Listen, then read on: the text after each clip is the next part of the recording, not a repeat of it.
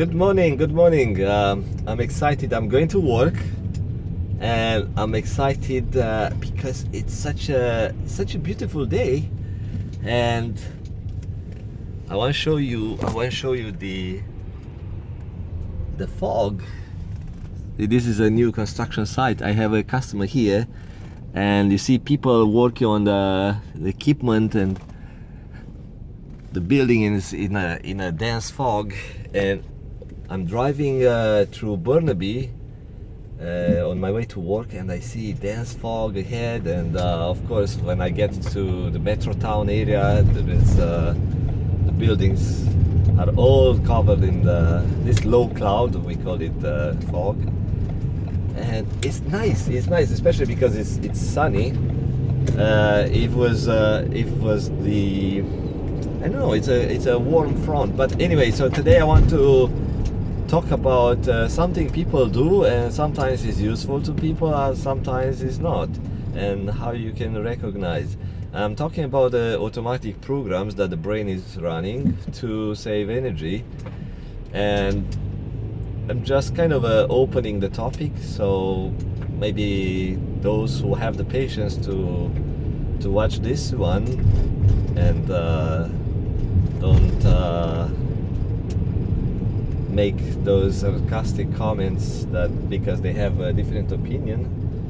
So if something is useful to you, yeah, stick around and use it. If you feel that my ways of talking and explaining and my appearance and me not having a white coat like doctors in science and thick glasses that show some sort of intelligence here, if I don't appear according to your standards, then move on. I am not a doctor. I don't do anything related to the medical stuff, but my brain is a bit different. I'm wired differently, so if I give you information, it's not from a medical school or anything like that. And like I said, if you are curious, if you stick around, you will find that I have some points. And what's an automatic program, and why the brain uses automatic program? So I was talking about that in other recordings. The main purpose is to give you a better focus on tasks that you have on hand, like you are doing something that it's important for that other time, and that task include sub-tasks, like sub-activities that are related to it. And but your brain does not have a lot of power, like processing power, to process all the information from the senses, from your senses, like from the eyes, from the ears, and process information into some other processing centers in the brain, then take control of the body, because some of these programs or some of these activities you do require using your body. So lots of processing power is needed to perform those activities. So in order to do it well, you have to divide. You have to kind of give the brain sort of a divided work, and run some certain programs that you learn over the time that you grew up, of the years, like walking. So you learn walking, so you don't have to think of every step you make. You learn walking because later in life is going to be useful as part of one of the sub programs. Let's say you go to the grocery store and you have to get bread, but at the same time you think that it's really important to check your phone text messages or something, or text someone. So you shift your focus from walking to the grocery store and getting bread or whatever into another sub activity that is not really important, but you shift your focus and make that activity, which is checking your cell phone, you make it important until you get to your grocery store. So your mind shifted focus all the times. I'm driving, so I have to kind of pay attention to the traffic. And if you compare this type of people who shift the focus all the times, let's say from learning something, they go to school and they are supposed to focus on accumulating some new information, and they switch the focus all the time, so paying attention on cell phone, checking out friends, planning the party. So those people who spread their attention to different other activities that are not related to the learning are less efficient.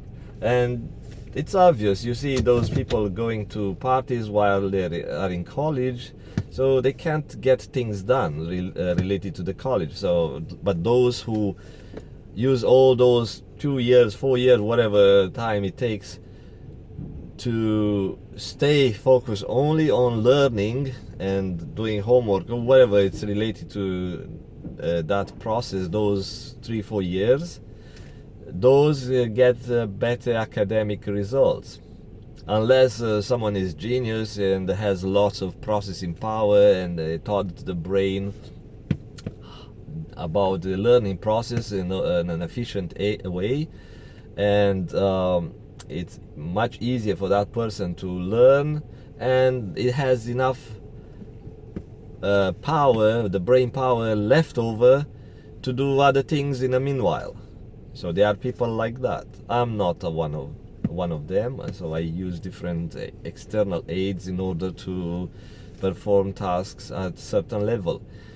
Now, so again, we learn these automatic programs, and let me turn off the car, stop idling, and we use it later in life. Or let's say we learn riding a bicycle, and if we focus only on riding the bike, that means the main activity is riding the bike, but it becomes boring because it's a program. And if you think of every time you push the pedal and steer around, if you think only about that, it's nothing new. The brain does not get excited anymore and becomes boring. But why we learn to make it as an automatic program? Because we take the bike and we use that bike riding as a sub program, and then we go for a joyride somewhere. We go for a bike ride somewhere, let's say see the ocean or on the mountain. So the main activity is sightseeing, let's say, and we run the bike as a sub program.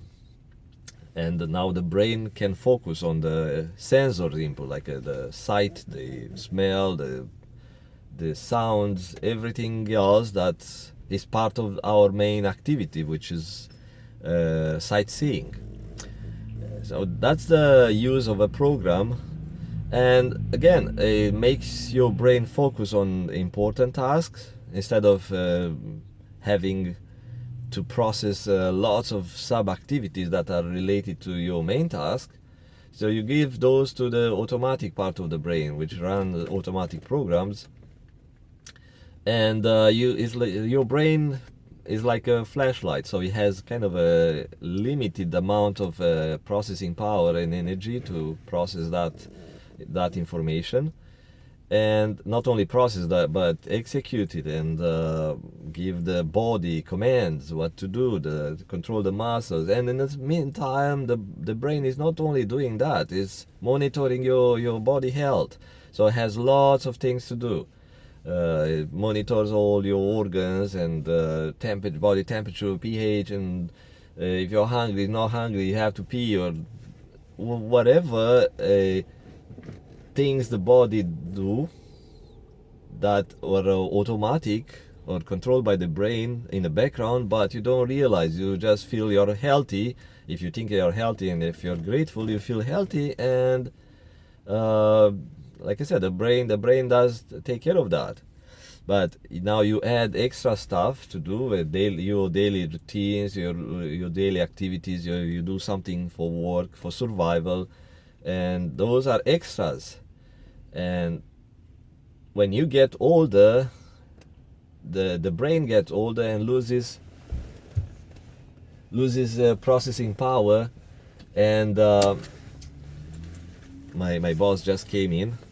The brain loses processing power, and you see people getting sick because the brain can't monitor the health. People doing stuff that are not not right. People lose control over their body activity because the brain loses processing power, lose neurons, forget some connections. If you don't keep doing certain activities, then the program fades away. So you have to kind of retrain, you redo those activities. Okay, so the brain is like have a power, and is like a flashlight. If you focus the flashlight to a smaller area, that means you assign that power of the light source to a smaller spot, and the spot appear brighter. Because like you concentrate a larger number of photons, if we think in that material world, a large number of photons to a smaller area, that means the retina can receive more photons that are bouncing from the surface. And so that's kind of an idea. If you zoom out, or if you enlarge the spot, then it's less light per square. So if you have into that let's say a surface, you have lots of images, smaller images that you want to process.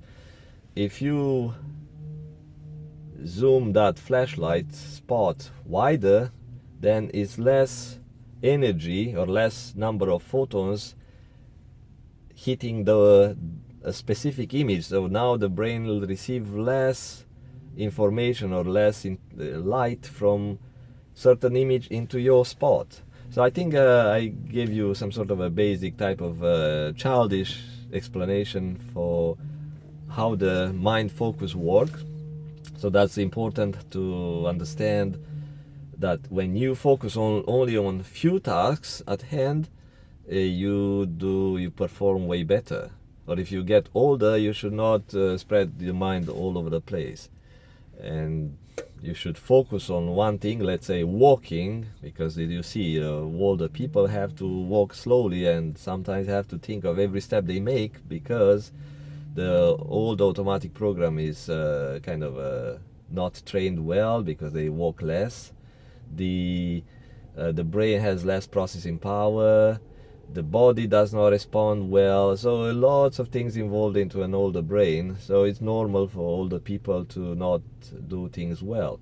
So those are automatic programs. So those are useful, but there are also programs that we run that are not useful at all. Let's say smoking a cigarette. Okay, it becomes a habit and it's part of your program. Then also not only smoking but other vices, and doing things without thinking, which are detrimental to your body. Also, let's say if you had a fight with someone 5 weeks ago, and the fight is old and you resolve the issues, but you still hate that person, and you don't realize why you hate the person, but that is because for maybe 2-3 weeks you had an argument with the person, and you start programming yourself to hate the person. So every day you saw the person at work and you build hate. And if you see that person every day, or let's say you have a teenager kid who doesn't want to listen to you or something, and you see the kid and it annoys you, and now you start building a program. Every day he annoys you or she annoys you and does something that you don't like, and you respond through hate or disliking or doing something, reacting some way. And if this cycle repeats every day for a number of days, it become part of your program and their program, and she hates you, you hate her. and you don't realize why, and you will never fix the fight or the arguments unless you recognize that actually you both run a program. So those are detrimental to you. But if you recognize that actually, oh, why I do that every day, why I have a gut feeling, kind of a hate from my gut when I see this coworker at a water cooler or snoring while, like, my husband is snoring.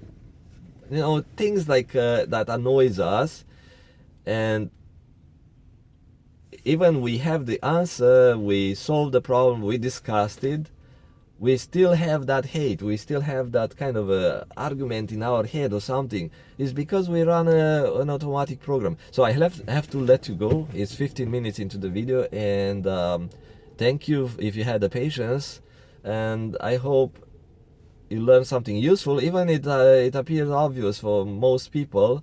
But if you're young and you start your life and you learn things from older people here, right here, it tells you lots of years of life experience, mistakes made, mistake learned from, repeating mistakes and doing stupid stuff, and yeah, it builds up. So let you go. Take care. Bye bye.